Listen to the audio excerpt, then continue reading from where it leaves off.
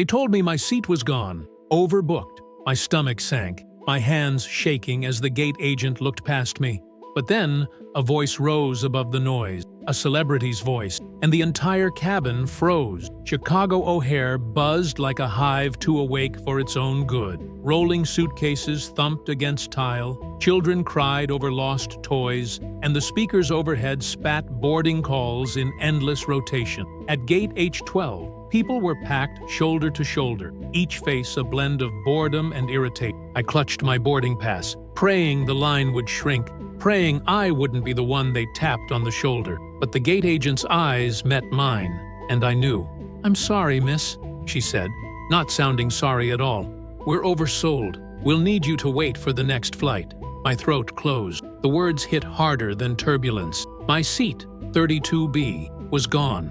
The flight I'd planned for weeks, the one I needed, had just been stolen by a number on a screen. Behind me, a businessman sighed impatiently. "Come on. Let her go. We all know how this works." His tone made it sound like I was an inconvenience, not a passenger. I wanted to scream, to demand fairness. Instead, I just stood there, clutching my bag like a shield. My in-laws had mocked me once for never belonging in the front of the plane. Now, even the back row was slipping away. The agent gestured to the side. "We'll try to rebook you. Maybe tomorrow morning." Tomorrow. My chest caved. There were reasons I couldn't even begin to explain to strangers in this crowded gate. Reasons that made waiting until tomorrow impossible. Around me, passengers shifted with practiced indifference. Some avoided eye contact.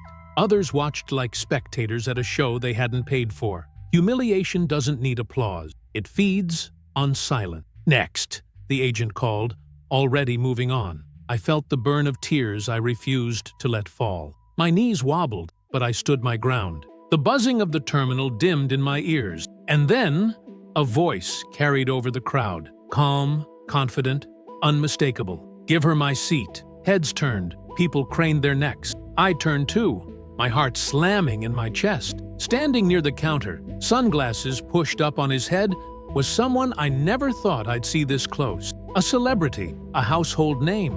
His presence was so familiar it seemed unreal. Yet here he was, pointing at me. "She can take my seat," he repeated, louder this time. And in an instant, the entire gate fell silent. The silence stretched so long you could hear the rolling wheels of a suitcase 3 gates away. The gate agent blinked twice, as if her ears had played a trick on her. Around me, murmurs rose like sparks catching dry grass. "Is that?" someone whispered. "No way. He's really here?"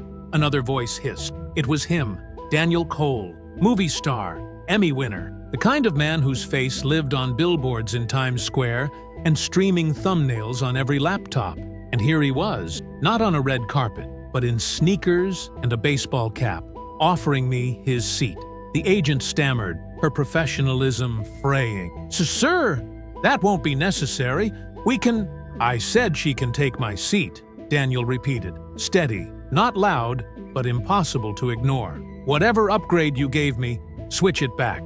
I'll go stand by." The ripple turned to a wave. Phones came out, subtle at first, then bold. People craned their necks. Some gasped, others smiled in disbelief. The businessman behind me muttered, "This is ridiculous." But even his irritation sounded smaller in the shadow of what was happening. I stood frozen, the boarding pass damp in my hand. My voice wouldn't come. Emma, a college student sitting 2 rows back, clapped her hands once, sharply, breaking the spell. "Let her have it!" she cheered, and laughter bubbled nervously through the gate. The agent looked trapped, caught between rules and the celebrity's insistence. Her radio crackled, someone backstage asking if she needed assistance. She pressed the talk button halfway, then released it. "Sir, your ticket is first class. If you give it up, then she gets to board," Daniel finished, his eyes still on me. "That's the point." My knees nearly gave. Why me? Why in this sea of overbooked faces was I the one he chose? A little boy tugged at his mother's sleeve. "Mom, he's the guy from the movie with the dog."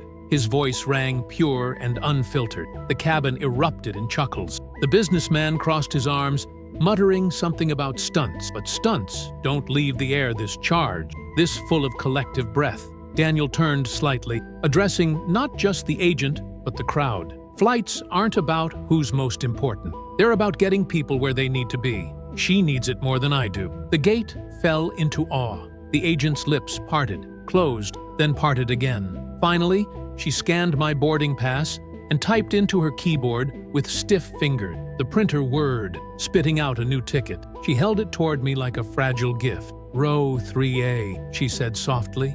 "You're confirmed." I took it with shaking hands. My eyes darted back to Daniel, but he was already lowering his cap, trying to blend into the sea of faces that had made him impossible to miss. The silence cracked into applause. Real applause. Not polite, not staged. A rolling thunder that made the businessman's scowl seem pitiful. I felt the burn behind my eyes again, but this time it wasn't shame. It was something bigger, heavier, impossible to swallow. And all I could think was, what happens when the story of this flight belongs to more than just me? The boarding call rang out, but no one moved at first. The gate was still buzzing, electric with disbelief. People clutched their phones like talismans, whispering his name in half-hushed tone. The businessman rolled his eyes, but even he leaned forward when Daniel passed. I stepped toward the boarding lane, the new ticket, 3A, trembling in my grip. A first-class seat. I'd never even brushed past that curtain before, let alone sat behind it.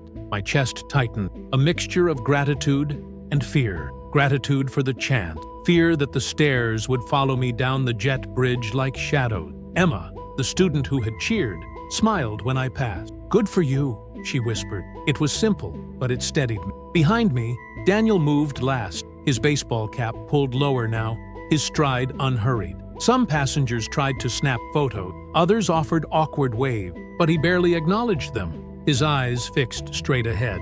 Inside the jet bridge, the air was cooler, humming with the sound of distant engines. My palms dampened against my bag strap. Every step felt surreal. The flight attendant at the door checked my ticket. "Welcome, 3A." Her voice softened when she saw the row. "You'll be right up front." The cabin was hushed, bathed in warm light. Leather seats gleamed, tray tables hidden in armrests, glasses already waiting. I slid into mine, unsure how to touch anything. Passengers around me shifted, curious but polite. Whispers carried from the aisle. "That's her, the one he gave up his seat for. Did you see the way he said it? Do you think it's PR?"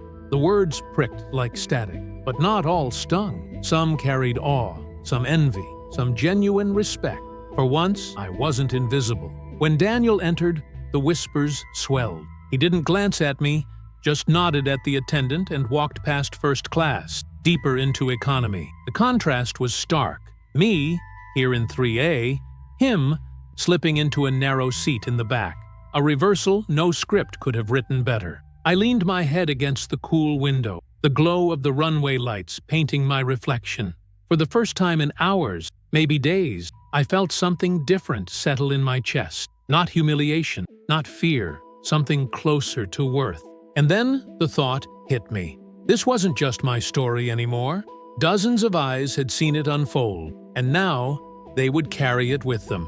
The cabin filled with the rustle of boarding passes, the thud of bags in overhead bins, and the clipped instructions of flight attendants. Yet beneath the routine, an undercurrent buzzed. The story of what had just happened at the gate. I could feel it in the way eyes lingered on me, in the way whispers skipped like pebbles across a lake. I shifted in 3A, clutching the armrest as though it could anchor me. First class felt too wide, too polished, like I was trespassing in a world that didn't belong to me. The woman across the aisle tilted her head. "That was something," she said softly, her voice laced with curiosity. "Do you know him?" I shook my head. "No, not at all." She nodded, still watching me, as though the answer wasn't enough. Farther back, I caught sight of Daniel sliding into a middle seat in row 20-something. His cap brim shaded his eyes, but there was no hiding who he was. Passengers leaned discreetly, or not so discreetly, into the aisle to confirm their luck. A celebrity among them, in economy. A man muttered too loudly, "All a stunt. Cameras are probably waiting when we land." His seatmate whispered back, "Maybe, but she's here, isn't she?" Both glanced toward me before facing forward again. The engines hummed as the crew secured the cabin. The intercom crackled. Cabin crew, prepare for takeoff. Emma, the college student who had cheered at the gate, leaned over from the economy curtain, catching my eye with a quick smile and thumbs up.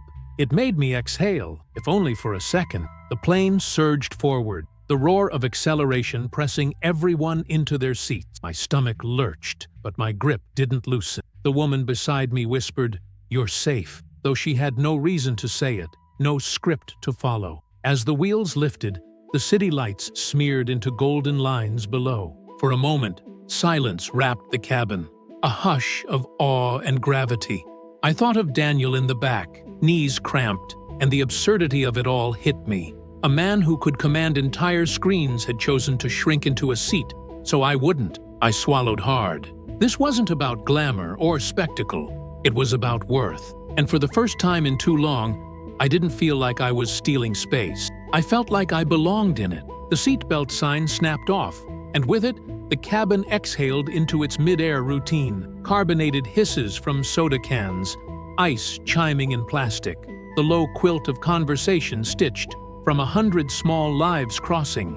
The curtain between first and economy stayed open just enough for stories to drift through, and every few minutes I felt it, the soft pull of attention, as if a current ran from row 20-something up to 3A and back again. The attendant at my side, her name tag read P. Alvarez, set a glass of water on my armrest like a peace offering. Up close, her eyeliner was perfect, her smile not.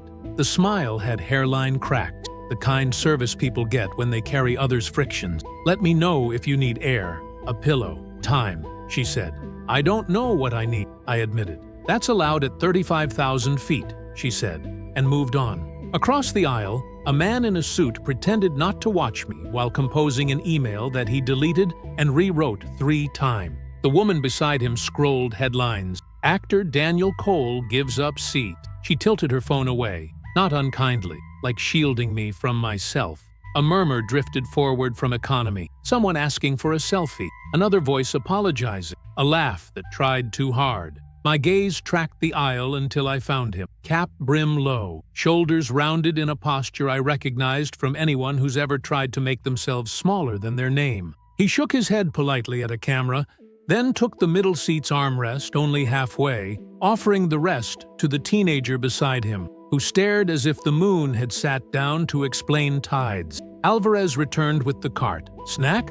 I stared at the choices like they were coded. What do people take when they don't know where they belong? "Ginger ale," she said, decisive, and handed me one. "It tastes like starting over." The woman across the aisle leaned in. "Do you mind my saying? I don't think he did it for cameras." She nodded toward the back. "I think he did it because he knew exactly how it would feel not to get where you needed to go." "I didn't tell anyone why I had to make this flight," I said, "and somehow he knew anyway." "Sometimes people don't need your reasons to believe you have them," she said, then folded back into her seat, giving me my small square of sky. The cabin shivered through a pocket of air. Hands paused above buttons, cups steadied, eyes flicked to the wing. That honest instrument flexing and returning. I breathed with it, in when the metal bowed, out when it came home. A voice from behind, male, Midwestern, careful. "Miss, sorry." The businessman from the gate had appeared in the aisle, a paper cup sweating in his hand. Up close, he looked smaller than his impatience. "I was rude earlier," he said. "I made it about policy when it was obviously about people. I'm not great in lines." "None of us are," I said. He nodded once, grateful for the absolution he didn't deserve, then retreated, bumping a shoulder and apologizing in a chain until he reached his row. Alvarez set a napkin under my drink.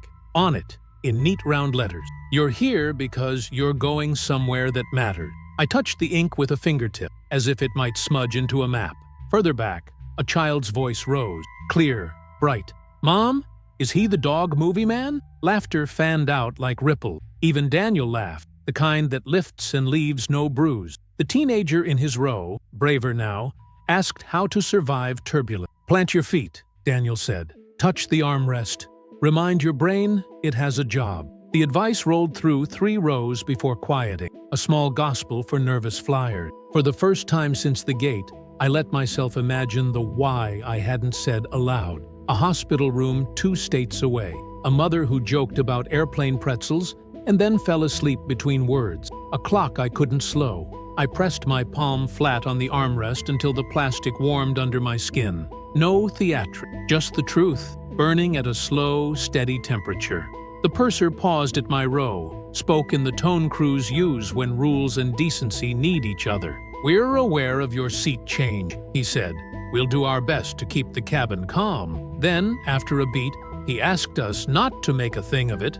"Of course he did," I said, surprised by the laugh that escaped. Not mockery, gratitude shaped like air. An hour in, the aisle had learned new choreography. Passengers who might have jostled now yielded. A man stood to help a stranger wrestle a bag into the bin. A woman traded her window for an aisle so a pair of cousins could sit together. Someone slid a granola bar across to a kid who'd missed breakfast. None of it filmed, all of it seen. I sipped the ginger ale. It did taste like starting over, sweet, medicinal, ordinary. Out the window, clouds lay in torn silver sheets. I imagined words printed on them in giant, invisible ink. "You are not stealing this seat. You are receiving it." The difference lodged somewhere between my ribs and began to warm the room from the inside. A soft tap.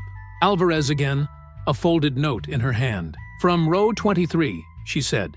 "He asked me to deliver it without fanfare." My heart stumbled. I unfolded the paper. "You don't owe me anything. If anyone gives you grief for sitting where you're sitting, send them to me. Enjoy the view. DC."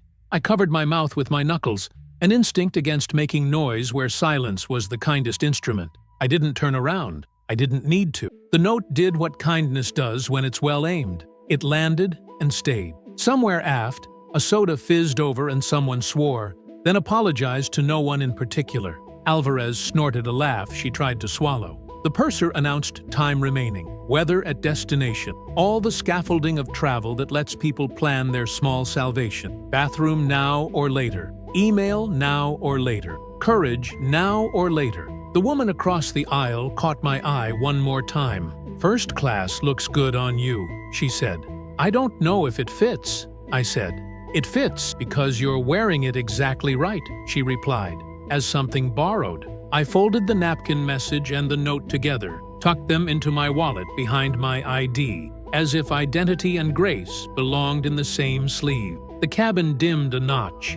Screen glow replaced overhead glare. In the blue, faces softened. The man who'd apologized at the gate dozing with his mouth open, the teenager by Daniel performing a magic trick with a deck of cards and losing on purpose, an older woman tracing a route on the in-flight map with a fingertip like a prayer. I thought about the board I hadn't seen yet, arrivals, on time, and the room that waited 2 states away. The fear didn't leave. It sat beside me, buckled, listening. But next to it, something else took the other armrest. A quiet that wasn't empty, permission shaped like a seat. When Alvarez passed one last time before descent, she touched the headrest with 2 fingers, the way people tap a doorframe for luck. "We'll start down soon," she said. "If the landing feels rough, remember, rough isn't falling." I smiled into the window. "I've heard that somewhere." "Good lines get around," she said, and slid the curtain closed halfway so economy could sleep and first could keep watch. The engines deepened, the wing tipped. Below us, the world gathered itself into grids and rivers, lights waiting to be counted. I closed my eyes and tried on a sentence I wasn't sure I believed yet, letting it sit on my tongue like a new consonant. "I belong where kindness puts me." It didn't taste like guilt. It tasted like ginger. The captain's voice broke through the hush. "Ladies and gentlemen, we've begun our descent. Please fasten your seatbelts." Click, click, click. The sound carried row to row like a single instrument. The cabin lights brightened slightly, painting faces in soft gold. I pressed my buckle flat, hands trembling less than they had at the gate. Behind the curtain, I caught flashes of Daniel's cap. Passengers leaned in, whispering, smiling nervously at their luck. He deflected with ease, turning questions into small jokes, offering quiet advice to a nervous flyer. The strange thing was, no one seemed to treat him like an actor anymore. He was simply a man in economy, giving space away. Beside me, the woman across the aisle leaned over again. "You're holding yourself different now," she said, "like you're not waiting for permission anymore." I almost laughed. Maybe that's what the seatbelt is for, to remind me I don't need to bolt. The plane dipped, the angle pulling our stomachs. A ripple of gasps followed, then settled. The teenager beside Daniel called out, "It's okay, just plant your feet."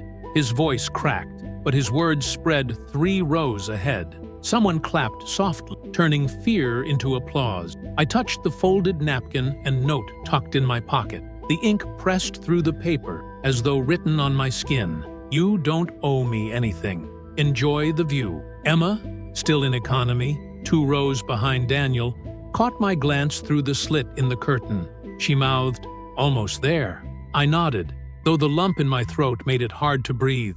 The businessman from earlier shifted past the curtain and stopped at my row.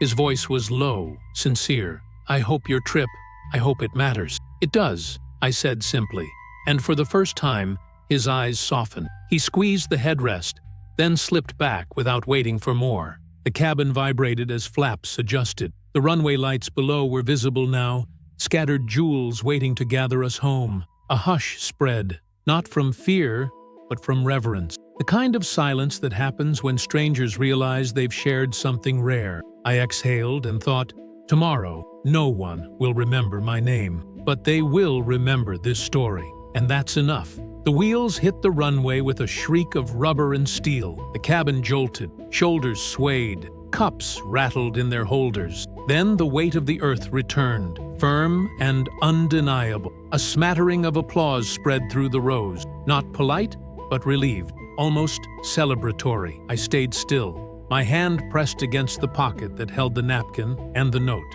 my proof that the day had unfolded differently than I ever imagined. The plane slowed, turned, and rolled toward the terminal. Passengers reached for bags, tugged zippers, stretched arms stiff from stillness. But under the choreography, there was quiet. Not the heavy kind of silence, but one made of respect. The curtain opened and the flow began. First-class passengers stepping into the aisle, economy waiting their turn. When I stood, a ripple of eyes followed, not hostile, but present. The woman across the aisle touched my sleeve lightly. "Carry this with you," she said. I nodded, unable to speak. As I reached the jet bridge, I glanced back once. Daniel was still in his row, letting others pass, head bowed as if anonymity could be borrowed. Our eyes met for half a heartbeat. He lifted 2 fingers in a tiny salute, casual, almost invisible. I returned it, clutching the note tighter. The jet bridge air was cooler, thinner, full of new voices, arriving crews, impatient travelers, airport staff barking instructions. Life surged on, as if nothing unusual had happened. But the gate behind us carried a different story now, one that would scatter in 100 retelling. The flight where a celebrity gave up his seat for someone nobody noticed. At baggage claim, I stood with Emma, who had found me after deplaning. Her words were simple. "You made it." "I did," I whispered. Though we both knew it wasn't just about the flight, I thought about what dignity meant. Not the seat number, not the row, not the class. Dignity is measured in choices we don't have to make, kindnesses we can offer or deny. That night, a man who could have chosen indifference had chosen otherwise, and in doing so, he gave me more than a seat. He gave me space to arrive as myself. The carousel groaned to life, bags tumbling onto the belt. Emma grabbed hers, I grabbed mine. The napkin and the note stayed safe in my pocket, pressed close to my skin, warming with the heat of my hand. As we walked out into the noise of the terminal, I carried the lesson forward. Seats can be overbooked, dignity cannot. And sometimes the loudest silence isn't humiliation, it's awe, born from a single act of grace.